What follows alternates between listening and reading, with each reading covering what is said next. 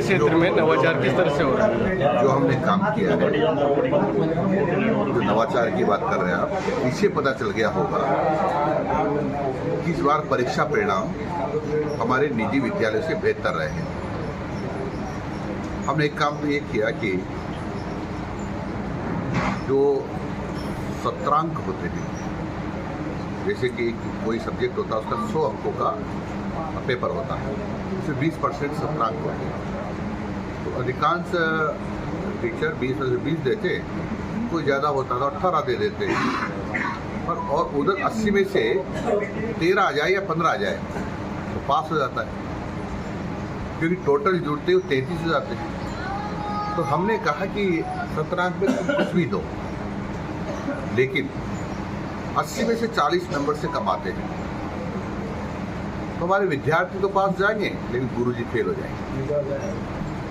और इसके कारण से हमारे अध्यापकों ने अपनी बार पढ़ाई में मन लगाया है। उसका एक कारण रहा है, उसका प्रतिफल ये हुआ कि परीक्षा का परिणाम अच्छा रहा है।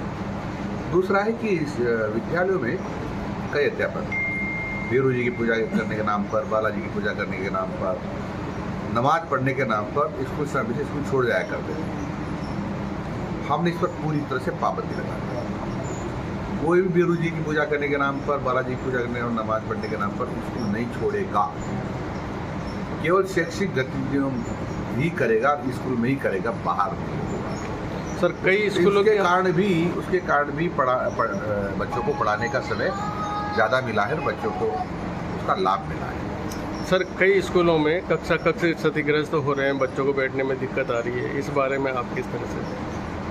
देखो, ये सतत प्रक्रिया है कि जो पुराने मकान कमरे बने होंगे वो खराब भी होते हैं, खराबते भी हैं, और हम सतत रूप से उसका मरम्मत भी कराते रहते हैं। इस बार भी हमने काफ़ी विद्यालयों के लिए 2-2 लाख रुपए दिए थे ताकि उनकी मरम्मत हो जाए। हम लगातार नए कमरे ही बनाते हैं, लेकिन सारे कमरे एक साथ बन जाएंगे ऐसा संभव नहीं होता है। हम चरणबद्ध तरीके से कोशिशें करते हैं, कोई भी कमरा ऐसा न रहे जो क्षतिग्रस्त हो। गया था, उस दिन किया था, करो एक दो